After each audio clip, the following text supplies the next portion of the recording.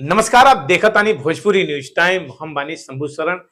दुनिया भर में आज अब छठ के धूम बा, क्योंकि देश के अंदर भारत के जो पर्व छठ बा सब पर्व से बड़ा हो गई बा। बताओ चली कि देश के बिहार राज्य से ही पूरे देश में फैलत नजर आई। हालांकि देश के अंदर तो होता बा छठ पर्व का आयोजन, लेकिन जहां प्रवासी भारतीय बाण है, जौन भारत मूल के लोग दूसरे देश में बा, वहां भी छठ के देखल जाता। अमेरिका जैसन देश में भी छठ के देखल जाता। तो अब बताओ चली कि बिहार एक ऐसने राज्य के पर्व और पूरे देश ही नहीं विदेशन में भी फैल के अपन धूम मचा रहल बा। छठ एक बहुत बड़ा धर्म के आस्था के प्रतीक बा। छठ में लोग 3 दिन व्रत रखेला। 6 तारीख कल हुए और कल से लगातार 8 तारीख तक छठ के पर्व रही।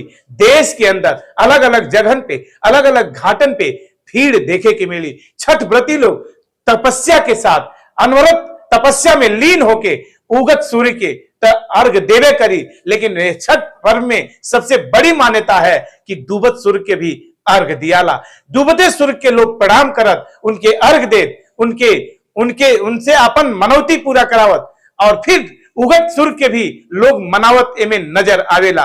तो छठ आस्था का प्रतीक भारत ही नहीं दुनिया भर में अपन धूम लेके आ रहल बा। तो छठ में आप जाएं और छठ घाट पे जाएं, छठ के एंजॉय करी, माता के पूजा करी, अनुष्ठान करी और खूब छठ व्रत के आनंद उठाएं। तो आप बनल रहे भोजपुरी न्यूज टाइम के संगे। छठ के अपडेट ये भोजपुरी न्यूज टाइम पे छठ घाट से लाइव आपके हम दिखाए। तब तक देखत रहे भोजपुरी न्यूज टाइम।